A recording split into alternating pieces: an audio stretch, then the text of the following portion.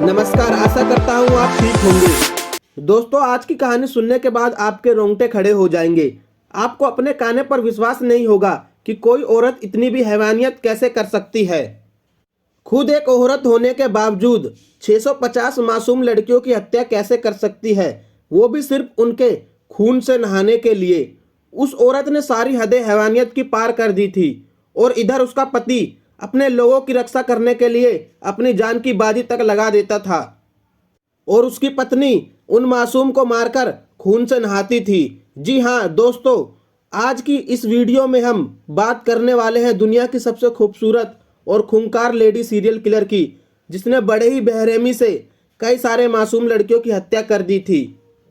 तो दोस्तों, कौन थी वो औरत जिससे इंसानियत भी शर्मा जाए? आखिर ऐसा क्या कर रही थी वो? लोगों को इसके बारे में कैसे पता चला और उसका क्या हुआ? तो चलिए शुरू करते हैं कहानी।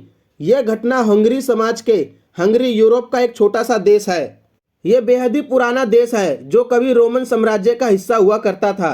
कहा जाता है इस देश पर हंस नामक पराजय समूह ने आक्रमण कर दिया था। उसी के बाद से इसका नाम हंगरी पड़ गया था। यह एक ऐसा देश है जहां किसी बच्चे का नाम उसके माता पिता नहीं बल्कि वहां की सरकार रखती है। वहां की सरकार एक लिस्ट जारी करती है और माता पिता को उसी में से अपने बच्चे का नाम रखना पड़ता है। इसी हंगरी देश की कहानी कई दशकों पुरानी है। यह कहानी है सन 1558 से 1610 के दशक के बीच की है। उस समय हंगरी समाज पर राजा किंग मथात द्वितीय का राज हुआ करता था और इसी साम्राज्य से जुड़ा हुआ था पादरी परिवार। पादरी परिवार भी एक शाही परिवारों का हिस्सा था, क्योंकि इसी परिवार में हंगरी की रक्षा करने के लिए बड़े योद्धाओं का जन्म हुआ करता था। इसी परिवार का योद्धा था फ्रैंक नेडेस्की, जो तुर्कों के साथ युद्ध में हंगरी का हीरो साबित हुआ था। इस वजह से इस परिवार का वहां पर काफी दबदबा था। इस कारण से वहां की जनता इस परिवार को काफी सम्मान दिया करती थी। शाही योद्धा फ्रैंक नेडेस्की की पत्नी एलिजाबेथ पादरी, जो बहुत ही खूबसूरत थी, जिसकी खूबसूरती के किस्से दूर दूर तक थे। एलिजाबेथ पादरी का रुतबा इतना था कि उसकी एक आदेश पर महलों में कई नौकरों की लाइन लग जाती थी। लेकिन इसी एलिजाबेथ पादरी ने अपनी खूबसूरती पर इतना घमंड किया कि इसी वजह से उसकी मौत भी हुई। वह अपनी खूबसूरती पर इतना घमंड करती थी कि जब उसे कोई कह देता था कि आपकी उम्र ज़्यादा हो रही है तो वह गुस्से से पागल हो जाती थी। वह भूत पिशाच ना ही इन पर विश्वास करती थी, लेकिन इन पर उसको विश्वास होने लगा था जब वह अपनी खूबसूरती के घमंड में आ गई थी और काले जादू की किताबें पढ़ने लगी थी, जिस किताबों में इंसानों को मारकर अपनी इच्छा पूर्ण करने की बात लिखी हुई थी। वह हर किताबों को बड़े ध्यान से पढ़ती थी और सोचती थी कि मैं कैसे हमेशा जवान और खूबसूरत रह सकती हूँ। यह सोचते सोचते एक दिन उसने किसी को यह कहते हुए सुना कि एक राजकुमारी थी जो कुंवारी लड़कियों के खून से नहाकर हमेशा जवान और खूबसूरत रहती थी। बस इन्हीं बातों को सुनकर एलिजाबेथ पादरी पर सनक सवार हो गई और वह अब सोचने लगी कि वो भी लड़कियों के ताजे खून से नहाएगी और हमेशा जवान रहेगी। बस इसी सनक को पूरा करने के लिए उन्होंने जो किया उसे सुनकर आप भी हैरान हो जाएंगे और सोचने पर मजबूर हो जाएंगे कि कोई औरत इतनी हैवानियत कैसे कर सकती है। वो अपने इस काम के लिए महल के 3 नौकरों की मदद लिया करती थी और इसके इस सनक का शिकार पहले वो लड़कियां बन जाती थी जो गरीब घर की होती थी। उस लड़कियों की उम्र करीब 16 साल के आसपास की होती थी। उन गरीब लड़कियों को महल में काम करने के लिए बुलाया जाता था और फिर उन्हें कभी भी बाहर जाने का मौका नहीं मिलता था।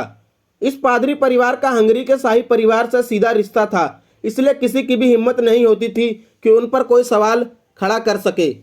और दूसरी बात यह भी थी कि गरीब लड़कियों को कोई काम मिल जाता था, पर उनके घर वालों को क्या पता था कि उनकी घर वालों की मासूम लड़कियां जिसे काम करने के लिए भेजा गया है वह किसी की सनक का शिकार हो जाएगी। एलिजाबेथ पादरी उन लड़कियों को महल में इतना टॉर्चर करती थी जिसे देखकर किसी की भी रूह कांप जाए। कहा जाता है कि एलिजाबेथ पादरी उस समय भी कुंवारी लड़कियों को अपना शिकार बनाती थी जब उसका पति जिंदा था, लेकिन सन 1604 में पति फ्रैंक नेडेस्की की मौत के बाद एलिजाबेथ पूरी तरह से हैवान बन चुकी थी। अब वो उन मासूम लड़कियों को ऐसी पीड़ा देती थी जिसे जानकर लोगों की रूह तक कांप जाए। एलिजाबेथ पादरी ने अपने महल को मौत का महल बना दिया था। पति की मौत से पहले तो वह सिर्फ कुंवारी लड़कियों को मारकर उनका खून निकालती और उससे नहाती थी, लेकिन पति की मौत के बाद उसे लड़कियों को इस तरह से टॉर्चर करती थी कि देखने वाले की रूह तक कांप जाए। उसे टॉर्चर करने में बड़ा ही मजा आता था।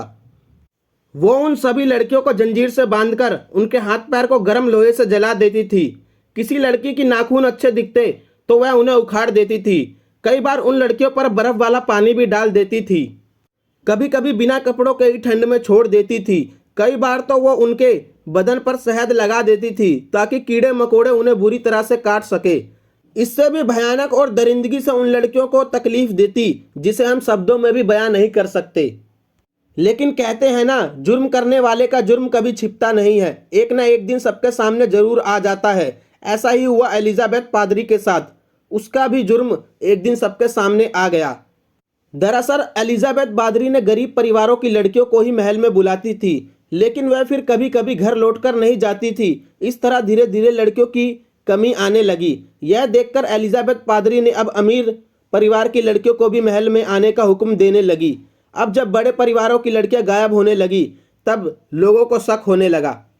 और इसी बीच कुछ ऐसी लड़कियां भी थी जो एलिजाबेथ की कैद से बचकर महल से बाहर आ गई थी। फिर उन लड़कियों ने यह बात अपने घर वालों को बताई कि महल में क्या हो रहा है। उनकी आप बीती सुनकर बड़े परिवार के लोगों ने हंगरी के राजा से शिकायत कर दी।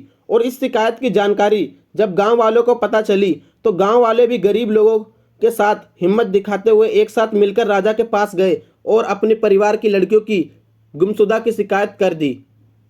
इसे हंगरी के राजा किंग ने बड़ी गंभीरता से लिया और अपने राज्य के सबसे अच्छे अधिकारियों से इसकी जांच करना शुरू करवाई।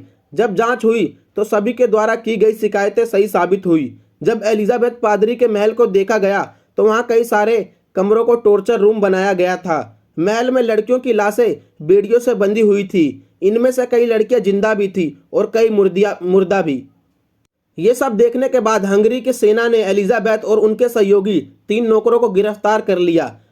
अब इस दिल दहला देने वाली वारदात के लिए 3 नौकरों को तो फांसी पर लटका दिया, लेकिन एलिजाबेथ पादरी के साथ ऐसा कुछ नहीं हुआ क्योंकि वह एक शाही परिवार से ताल्लुक रखती थी। लेकिन उसे पूरी उम्र एक कमरे में बंद रहने की सजा दी गई।